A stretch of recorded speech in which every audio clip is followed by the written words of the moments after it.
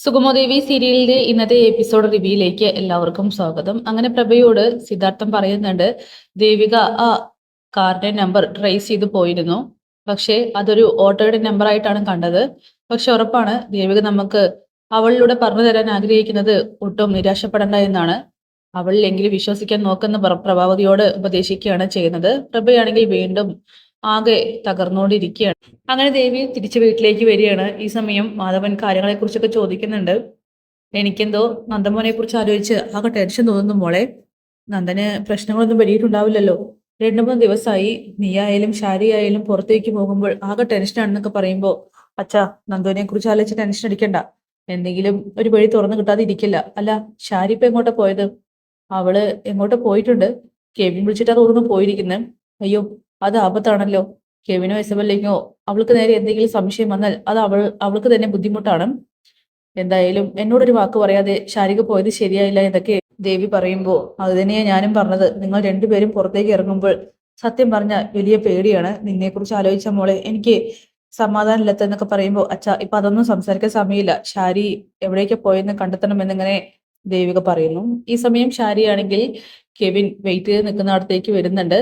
ആഹാ, കെവിനേട്ടൻ wait ചെയ്ത് മുഷിഞ്ഞോ? ഏയ് ഇല്ല. എന്താ കെവിനേട്ടാ, എന്ത് പറ്റി? മുഖമൊക്കെ ഒരു വാട്ടം. ഏയ് ഒന്നുമില്ല. ശാരിക്ക് ഞാനൊരു ടൈം പാസ് ആണോ അതോ ആത്മാർത്ഥമായി തന്നെയാണോ എന്നെ പ്രണയിക്കുന്നത്? അതെന്താ കെവിനേട്ടാ ഇപ്പൊ ഇങ്ങനെ ഒരു ചോദ്യം?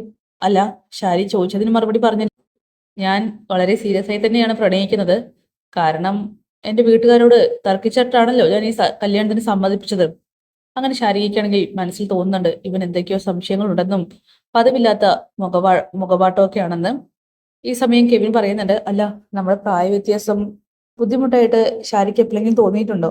ഏയ് എനിക്ക് അങ്ങനെയൊന്നും തോന്നിയിട്ടില്ല. പിന്നെ പ്രായത്തിലല്ലല്ലോ കാര്യം, മനസ്സിലല്ലേ. മനസ്സിന് പ്രായമാതിരുന്നാൽ മതി എന്നൊക്കെ ശാരിക പറയുന്നു. എന്തായാലും ശാരി പറയുന്നത് എന്നെ അത്രത്തോളം സ്നേഹിക്കുന്നുണ്ട് എന്നാണോ? അതേ കെവിനേട്ടാ. ഇനിയിപ്പോ ഞാൻ എങ്ങനെയാ പറഞ്ഞ് മനസ്സിലാക്കി തരണ്ടേ? എങ്കിൽ പിന്നെ നമുക്ക് എന്റെ വീട്ടിലേക്ക് പോയാലോ? എനിക്ക് ശാരിയോട് കുറച്ച് കാര്യങ്ങൾ സംസാരിക്കാനുണ്ട്. എന്താ കെവിനേട്ടാ, എന്താ അത്ര വലിയ കാര്യങ്ങൾ? അല്ല, ശാരിക്കെന്താ എന്നോടൊപ്പം വരാൻ പേടിയുണ്ടോ? ഏയ്, കെവിനേട്ടൻ വിളിച്ചാ ഈ ലോകത്തെ ഏതറ്റത്തേക്കും ഞാൻ വരും. അതുകൊണ്ട് എനിക്ക് പേടിയൊന്നുമില്ല. ശാരിക മനസ്സിൽ ചിന്തിക്കുന്നുണ്ട്, ഈ കെവിന് എന്തൊക്കെയോ സംശയങ്ങൾ തോന്നി തുടങ്ങിയിട്ടുണ്ടെന്ന് തോന്നുന്നത്. അത് അപകടമാണെന്ന്. അങ്ങനെ കെവിനാണെങ്കിൽ ശാരി അടി തൊട്ട് മുടി വരെ നോക്കുന്നുണ്ട്. എന്താ കെവിനേട്ടാ ഇങ്ങനെ നോക്കുന്നത്? ഏയ് ഒന്നുമില്ല. അല്ല, കെവിനേട്ടന്റെ വീട്ടിൽ അച്ഛനും അമ്മയൊക്കെ ഉണ്ടാവില്ലേ? ഇല്ല, അവിടെ ആരുമില്ല. ഓ, അപ്പോ എന്ത് സംസാരിക്കാനാ നമ്മൾ അങ്ങോട്ട് പോകുന്നത്? ഭാവി കാര്യങ്ങളെ കുറിച്ചും അതുപോലെ നന്ദനെ കുറിച്ചും. നന്ദനെ കുറിച്ച് കുറച്ച് സംശയങ്ങളൊക്കെ എനിക്ക് വന്നിട്ടുണ്ട്. അതിനെ കുറിച്ചൊക്കെ ശാരിയോട് തുറന്ന് സംസാരിക്കണം എന്നിങ്ങനെ പറയുന്നു. എങ്കിൽ പിന്നെ നമുക്ക് പോകാം. അങ്ങനെ ശാരിക പറയുന്നുണ്ട്. ആ പോകാം. ശാരിക്ക് ജ്യൂസ് എന്തെങ്കിലും വേണോ? എനിക്ക് വെള്ളം മതി എന്നിങ്ങനെ ശാരി പറയുന്നു. പെട്ടെന്ന് തന്നെ കെവിനെ അവിടെ നിന്നും ഒഴിവാക്കി വിട്ടതിന് ശേഷം ദേവിക്ക് മെസ്സേജ് അയക്കുകയാണ്. കെവിനോടൊപ്പം ഉണ്ടെന്നും അവൻ വീട്ടിലേക്ക് ക്ഷണിച്ചിട്ടുണ്ടെന്നും ലൈവ് ലൊക്കേഷനും താൻ അയക്കാമെന്നൊക്കെ പറഞ്ഞു. അങ്ങനെ കെവിനാണെങ്കിൽ ശാരിയെയും കൂട്ടിയിട്ട് കാറിൽ യാത്ര ചെയ്തുകൊണ്ടിരിക്കുകയാണ്. ആ ലൊക്കേഷനും ഒക്കെ തന്നെ ദേവിക്ക് അയക്കുന്നുണ്ട് ശാരിക. ദേവിയാണെങ്കിൽ ആ ഇത് കണ്ട് ആകെ ഷോക്കാവുന്നു. പെട്ടെന്ന് തന്നെ അവൾ റെഡിയായി ശാരികയെ അന്വേഷിച്ച് പോവാൻ തീരുമാനിക്കുകയാണ്. ഈ സമയം ഋഷിയാണെങ്കിൽ എന്തൊക്കെയോ ഓർത്തങ്ങ് നിൽക്കുമ്പോൾ പ്രകാശ് അങ്ങോട്ട് വരുന്നുണ്ട്. അതെ ഋഷി, തന്നോട് എനിക്കൊരു കാര്യത്തെക്കുറിച്ച് സംസാരിക്കാനുണ്ട്. എന്താ പ്രകാശ്? ഈ കെവിൻ ആള് കുറച്ച് ഉടായിപ്പാണല്ലേ? അതെന്തപ്പോ അങ്ങനെ തോന്നാൻ വേണ്ടി? അല്ല, അവര് ഭയങ്കര പ്രണയത്തിലാ. നിന്നോട് ഇങ്ങനെ ചതുരത്ത് വീട്ടുകാരായിട്ട് ശത്രുത ഉണ്ടെന്നൊക്കെ പറഞ്ഞാലും ആ ശാരിക ഉണ്ടല്ലോ, ദേവികയുടെ അനിയത്തി, അവളായിട്ടേ പ്രേമിച്ച് നടക്കുക. ഇപ്പൊ വീട്ടുകാരൊത്ത് കല്യാണം തീരുമാനിക്കാൻ പോകുകയാണെന്നൊക്കെ കേട്ടു. എന്തായാലും ഇത്രയും പ്രശ്നങ്ങൾ ഉണ്ടായപ്പോഴും അവന് പ്രേമിക്കാതെയാണെന്നൊക്കെ പറയുമ്പോ ഏഹ് അതിനിപ്പോ നമ്മൾ എന്ത് ചെയ്യാനാ? അല്ല, അവൻ അവൻ വഴി ഒന്നും നടക്കുമെന്ന് തോന്നുന്നില്ല. പക്ഷെ ചന്ദ്രോത്ത് വീട്ടിലേക്ക് നീ ഒരു അംഗമായിട്ട് പോവുകയാണെങ്കിൽ ഉറപ്പായിട്ടും പല പ്രതികാരങ്ങളും വീട്ടാനായിട്ട് സാധിക്കുമെന്ന് പറയുമ്പോൾ പ്രകാശ് എന്ത് മണ്ടത്തരായി പറയുന്നത്? ഈ വിഡിത്തങ്ങൾ വിളമ്പലേ എന്ന് പറയുമ്പോൾ, ഡാ നീ ഇപ്പൊ എന്താ എന്നെ വിളിച്ച് വിഡ്ഢിയെന്നല്ലേ? ദേ, ഞാൻ ക്ഷമിച്ചിരിക്കുന്നു. കാരണം നീയും ഞാനും ഇപ്പൊ സുഹൃത്തുക്കളാണ്. ഞാൻ ഉദ്ദേശിച്ചതിന്റെ അർത്ഥം ഞാൻ നിനക്ക് വിവരിച്ചു തരാം. ആ ശാരിക ഒരു സുന്ദരി കൊച്ചല്ലേ, ദേവികയുടെ അനിയത്തി.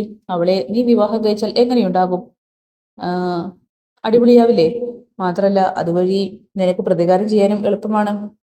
അപ്പോ ഇനി ആ ഒരു കാര്യമായിരിക്കണം മുന്നോട്ട് കൊണ്ടുപോകേണ്ടത്. നീ ശാരികയെ സ്വപ്നം കണ്ട് തുടർന്നോ എന്ന് പറഞ്ഞുകൊണ്ട് പ്രകാശ് അവിടെ നിന്നും പോകുമ്പോൾ ഋഷിയാണെങ്കിൽ പലതും തീരുമാനിച്ചങ്ങനെ നിൽക്കുന്നുണ്ട്. അങ്ങനെ ദേവിക റെഡിയായിട്ട് പെട്ടെന്ന് തന്നെ കാർ എടുക്കാനായിട്ട് പോകുന്ന സമയത്ത് രാധിക ചോദിക്കുകയാണ്, അല്ല മോളെ, മോളെ എങ്ങോട്ടേ പോകുന്നേ?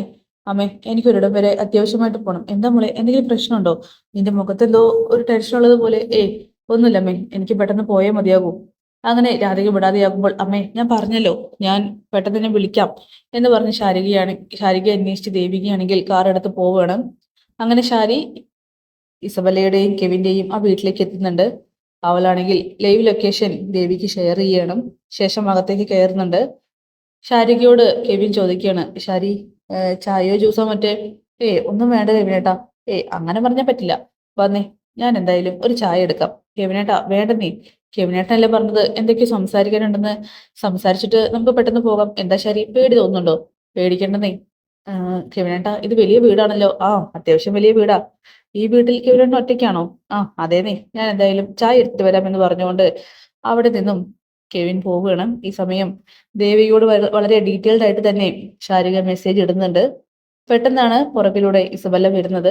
ഹായ് ശാരിക, ചേച്ചിയെ അറിയുമോ എന്നങ്ങനെ ചോദിക്കുമ്പോൾ ശാരികയ്ക്കാണെങ്കിൽ ദേഷ്യം വരുന്നുണ്ട്. നിങ്ങളത് ഇവിടെ? കെവിനാണെങ്കിൽ അടുക്കളയിൽ നിന്നും ഇങ്ങനെ ചിരിക്കുകയാണ്. കെവിനേട്ടൻ തനിച്ചാണെന്നല്ലേ പറഞ്ഞത്? എന്നിട്ട് ഇവളെന്താ ഇവിടെ? ശാരിക ഒന്ന് കൂളാവുന്നേ. എന്തായാലും ചേച്ചി അനിയതിയും കൊള്ളാം. കാശുള്ള വീട്ടിലെ പയ്യന്മാരെ കറക്കുക, എന്നിട്ട് അവരെ കെട്ടി അങ്ങ് സെറ്റിൽ ജീവിതം സെറ്റിൽ ചെയ്യുക. പക്ഷെ ദേവിക നിന്നേക്കാൾ ബെറ്റർ ആണ് കേട്ടോ. കാരണം അവൾ താലി കെട്ടിയതിന് ശേഷമാണ് ചന്ദ്രനോടൊപ്പം എവിടേക്കെങ്കിലൊക്കെ പോയിട്ടുള്ളൂ. നീ അതുപോലെയല്ല. നീ വേലി ചാടുന്ന കൂട്ടത്തിലുള്ള പെണ്ണാണല്ലേ. ഒരു ചെറുക്കൻ വന്ന് വിളിക്കുമ്പോഴേക്കും അവനോടൊപ്പം എവിടേക്കൊന്നും ഇല്ലാതെ പോകുന്നു, അതും തനിച്ച്. ദേ കെവിനേട്ടാ, എനിക്കിതൊന്നും ഇഷ്ടപ്പെടുന്നില്ല. ഇവരോട് പോവാൻ പറ, അല്ലെങ്കിൽ ഞാൻ പോവാണെന്ന് പറയുമ്പോ അപ്പൊ ഞാനിവിടെ വന്നത് നിനക്ക് ബുദ്ധിമുട്ടായല്ലേ? നീ ആള് കൊള്ളാലോടി. എന്തായാലും ചേച്ചിയുടെ അനിയത്തി തന്നെയാണ്. എല്ലാത്തിനും നല്ല തൻ്റെടാണെന്നൊക്കെ പറയുമ്പോ ദേ മാറി നിൽക്ക്. നിങ്ങളായിട്ട് സംസാരിക്കാൻ എനിക്ക് താല്പര്യമില്ല.